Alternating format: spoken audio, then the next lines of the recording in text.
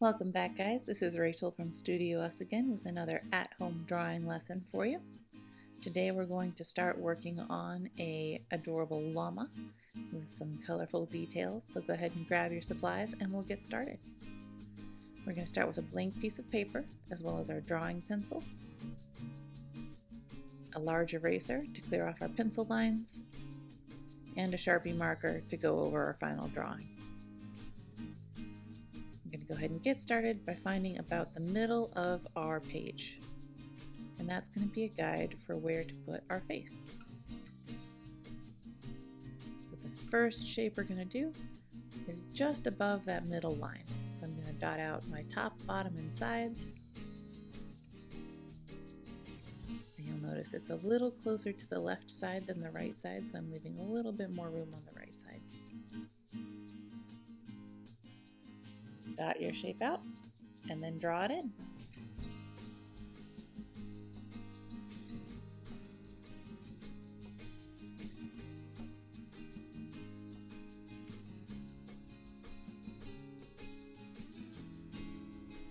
Clean up any extra lines we want to get rid of, and we'll move on to the next step. So we're going to bring 2 lines down for the neck, one coming a little to the left of the center of that first shape, bouncing out and not quite going all the way to the bottom of the page. The next one comes down from the right side of the neck, has a little curve inward about halfway, and then comes back out and touches the bottom of the page.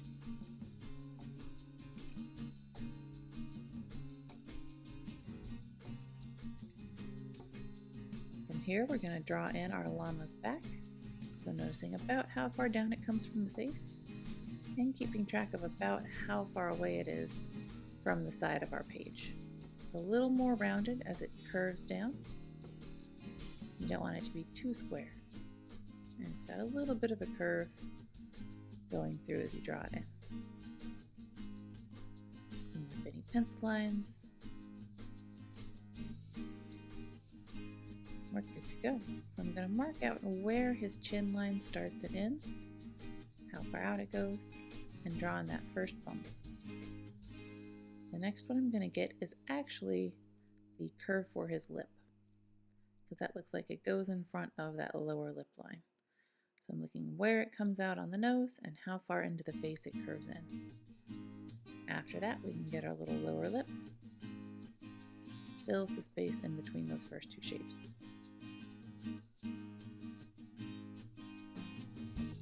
There we go.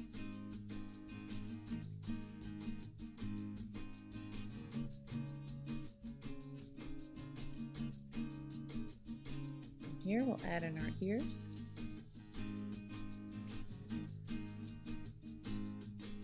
The first one lines up about in the middle of the neck to start with, and goes over to the right.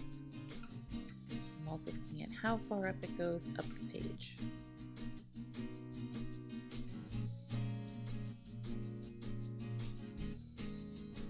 Mark where the next one starts, ends, and how far out it goes. It's a little shorter than the other one. Sketch it in, keeping it nice and curvy to make that point. After that, we've got some erasing to do on the nose, the neck, and the ears. We're just taking little chunks out of these lines so we still get that chin line and the line for his head, but it looks like everything's connected.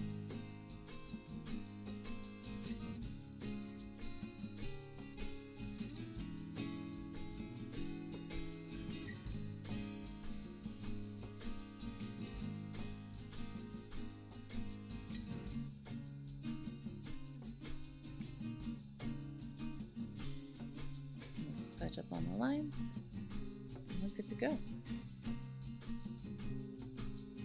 So next we'll be adding in the nose. This one's got kind of an S shape to it, so it curves one way and then curves back another way. That one's looking a little too big, so I'm going to bring it down to make it look a little longer.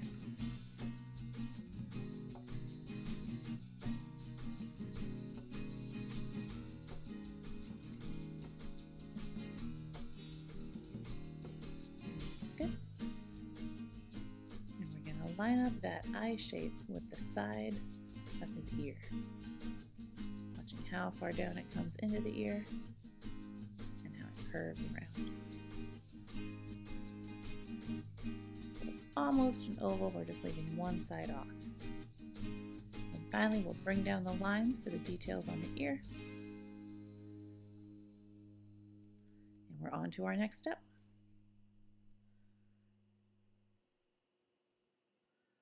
So we've got a line going through about the middle of the eye, and then it comes around.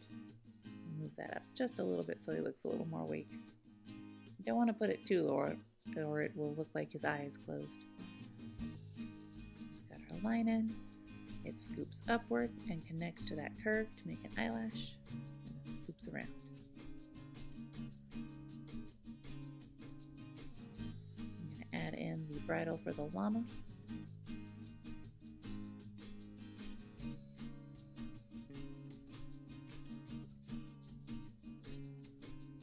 Notice that my eyelash is overlapping that piece a little bit. So I'll move that a little shorter to make sure everything fits together. If you ever find something's not quite lining up, don't be afraid to change a line or two. Kind of piece it together like a puzzle.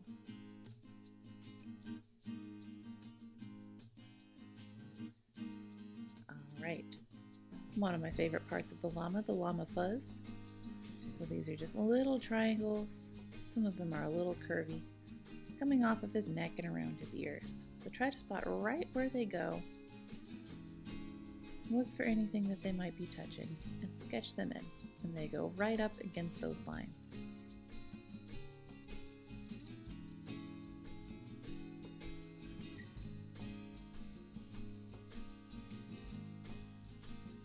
Got fuzz inside the ear to make them look extra fluffy.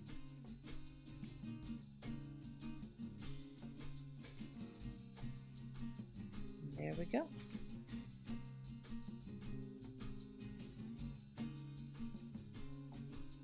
On to our next step, we're going to erase all of the parts of the body lines that connect that fuzz to the body. So you can see what I'm doing here. We're going to take out those little inner lines so it looks like the fuzz and the body are all one solid piece. Do a really good job erasing here. If you need to go back in and draw your fuzz back in, take that time to do it. We want to make sure we get all those pencil lines out of there so that when we do our Sharpie lines, we don't get confused and make any mistakes. A couple little lines going through the fuzz in the ear. And that's looking good. We'll go and touch up any lines we need to correct to make sure everything looks nice and solid.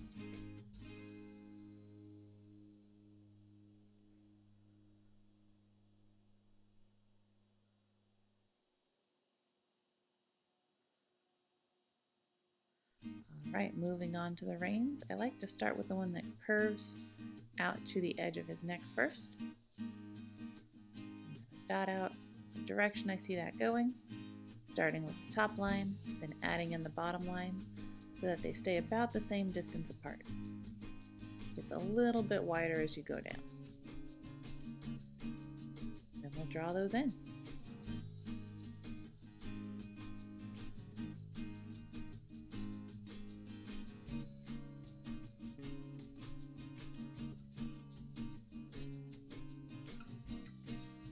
Bringing our second piece of the reins down, we're going to start from the corner on the right side of the first one and scoop it down to get that outside line.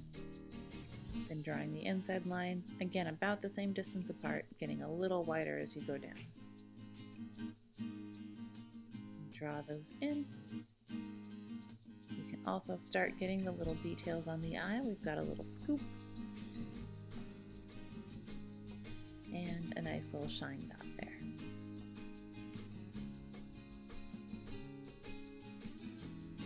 Got one tiny bit of erasing where the line goes through the reins, so we'll clear that out. Draw our lines back in if we need to. Now we've got our circles, so they're going down all of those lines for the reins and the bridle. I like to start with the little half circles and just start letting them get bigger and bigger as I draw more of them in. You want to keep these about big enough to fill up the space inside the lines, so they should almost go edge to edge. But if you end up with a few more or a few less than what we have on the reference picture, that is perfectly okay. We just don't want them super, super tiny so that we have hundreds of them. So you can see as I draw these in, I'm trying to get them from one edge of that line to the other so that it fills in the space on those reins.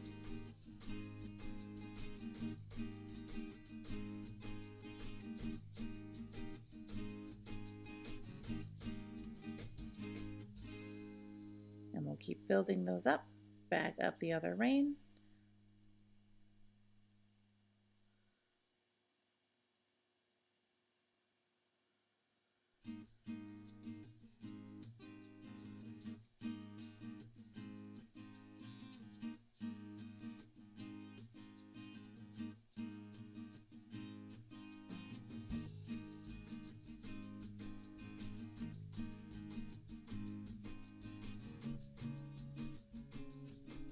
And up the strap on his nose as well. It takes lots of practice to be able to draw a circle just right on the first try. So take your time. If you get kind of wobbly circles or if one looks more like an oval, just erase it and try again. It's okay to give everything a second try. We're going to add a couple little tassels to give them extra decoration. And I'm looking at what part of the tassels stay inside the neck and what part of the tassels go outside of the neck. So I draw in the lines first, the little curved tops, and then the little stringy bits that hang down. So we're getting our next line, the next curved top, and the last little thing of stringy bits.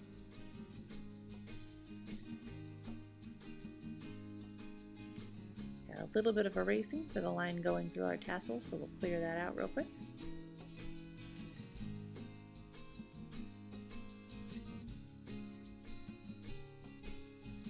Keeping it nice and neat, drawing back in our lines wherever they got erased. Then we're going to add in a few long lines going down the tassel-y bit to make it look like string hanging down.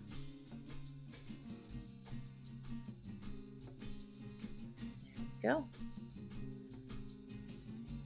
Our last drawing step, we're just going to start sketching in some nice fluffy fur. So I look for each little chunk.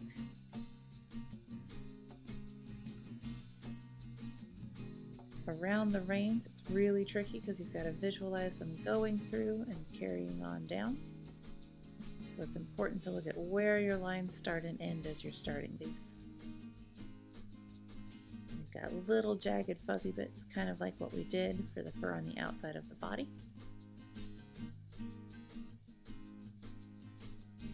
There we go. That is one fluffy looking llama. We're going to grab our Sharpie marker and carefully trace over all of our Sharpie lines. Really take your time on this part.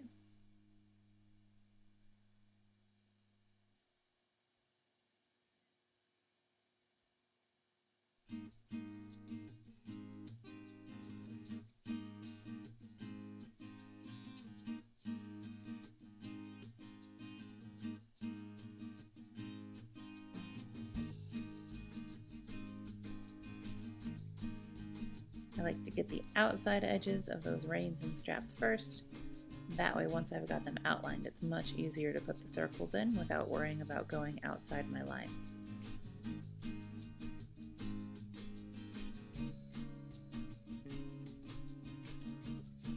Get all the fluff on our llama as well.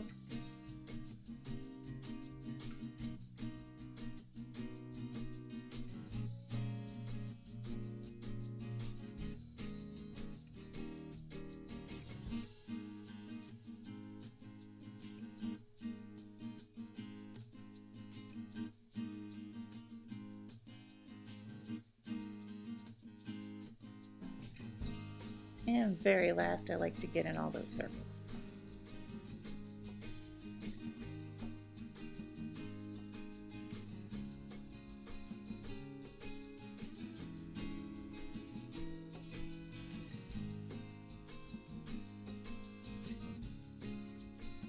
Once you've got all of the lines traced, you'll grab your eraser, clear off any pencil lines underneath the Sharpies, and then we'll be set to color. So for this one, we're going to use colored pencils. I'm going to start with a light blue and get a little bubble around the outside of the llama. And from there, I fill in the bubble first, so we've got a nice thick outline going around the edge.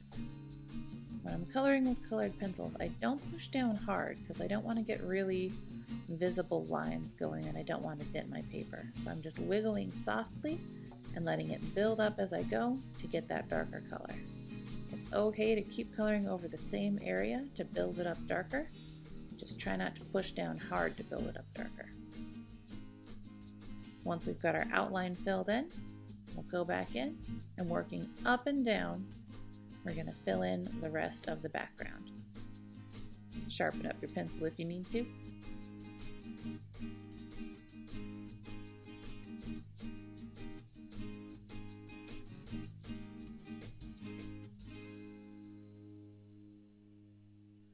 And by working in the same direction as we go, it helps make the colored pencil go on a little more smoothly and hide any lines that are overlapping.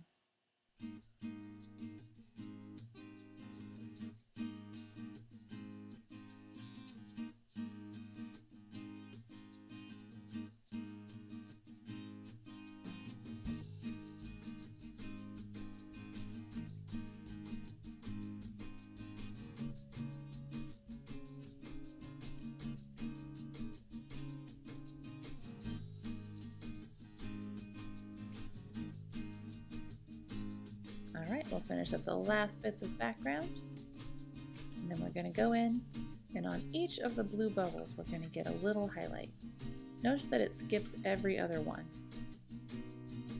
So I only want to get the blues. If you get the wrong one, erase off that little highlight, and make sure you're skipping one, coloring in one with a blue highlight.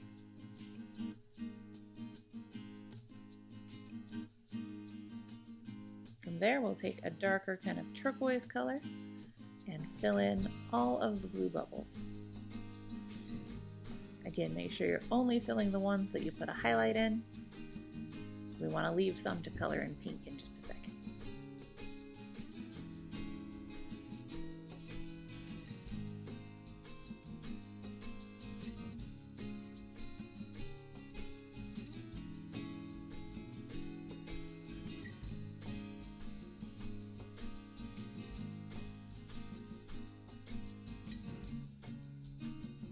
Alright, we'll grab a light pink, and on each of the pink spots get our light pink highlight.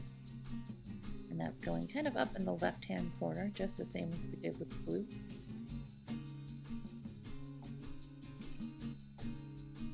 You can also get the highlight on our pink tassel.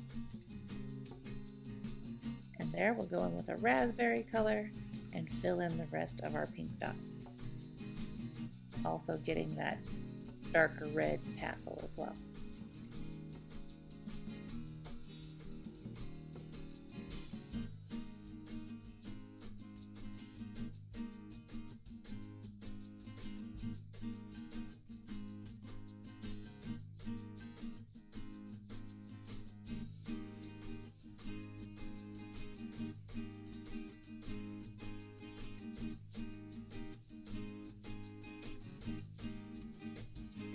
Following that, we'll go in with our yellow and color in the rest of the straps, making sure to take our time to really get in between each little piece. You can see the yellow makes the pink and blue dots stand out so much more, so you really want to take your time, really fill in all those little corners so it stands out and looks great.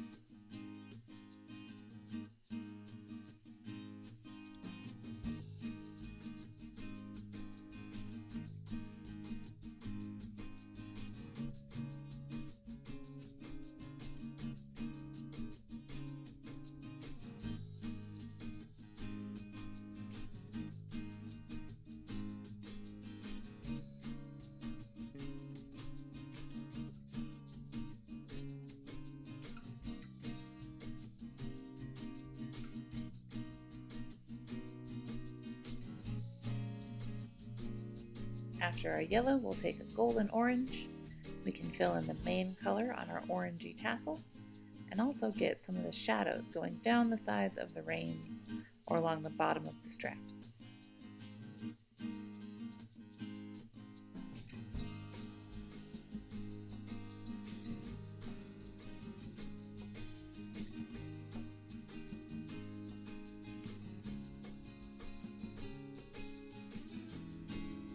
We're going to take a dark blue and color in the eye.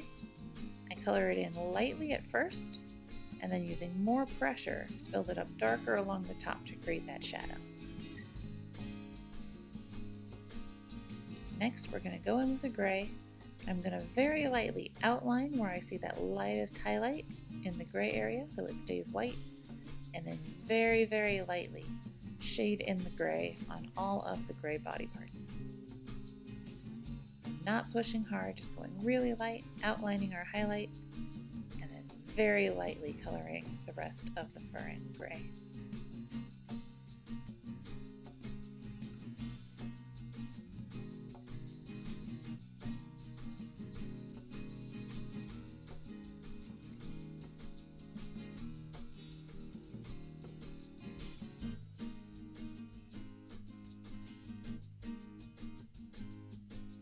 Marking out all of our highlights on the face, we'll shade the rest in gray as well.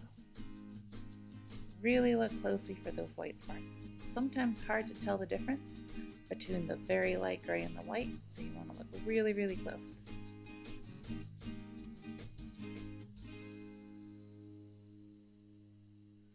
finished up our face. We're going to get the ears, leaving a little white highlight on the edges. And we've got our light gray in. So using that same gray, I'm going to use more pressure and build up where I see the darker shadows. So these go along those brown spots, along any shadowy edges, and kind of in the opposite place of where we put our white spots.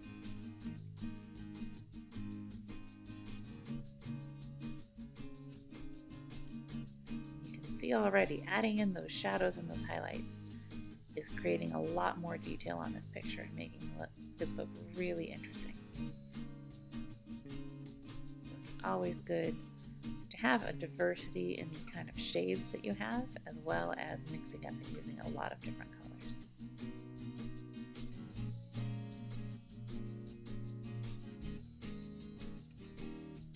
So look for all the little shadows on the face.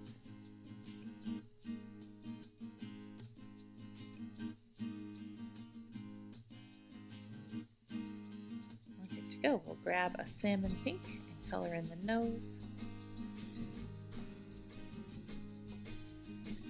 Next, we're going to move on to the spots. So I'm using a light brown, and wherever I see the lightest highlights, I'm just going to color in really, really lightly.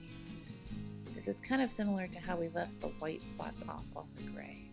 So you want to look for the lightest edge, and just where you see that light tone, very, very lightly coloring your highlights.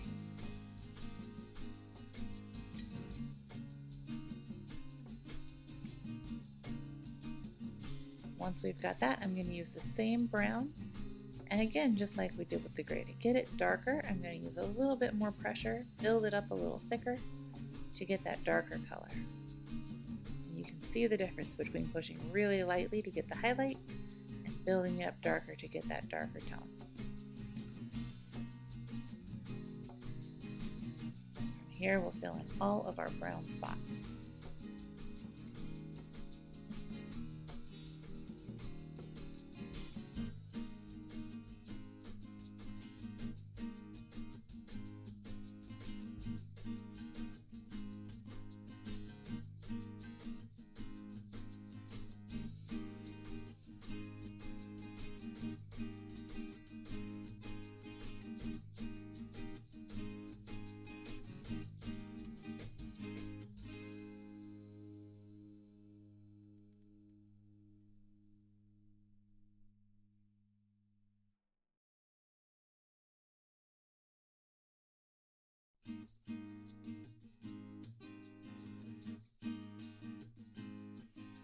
Look at those last little spots on the ears.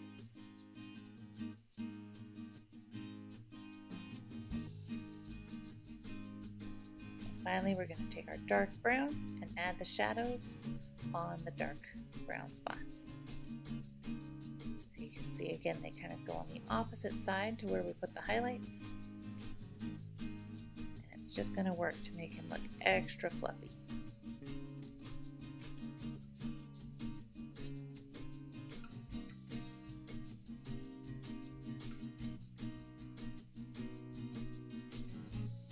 Take your time, look for all those dark spots. Kind of make it a game to see if you can find every one. To finish things out, we'll take a black to color in the eyelash and the dark spot on the eye. And we'll also be using our gray again to shade in just the lightest part of the eye. And that does it for our llama. Hope you had a great time, and we'll see you for the next one.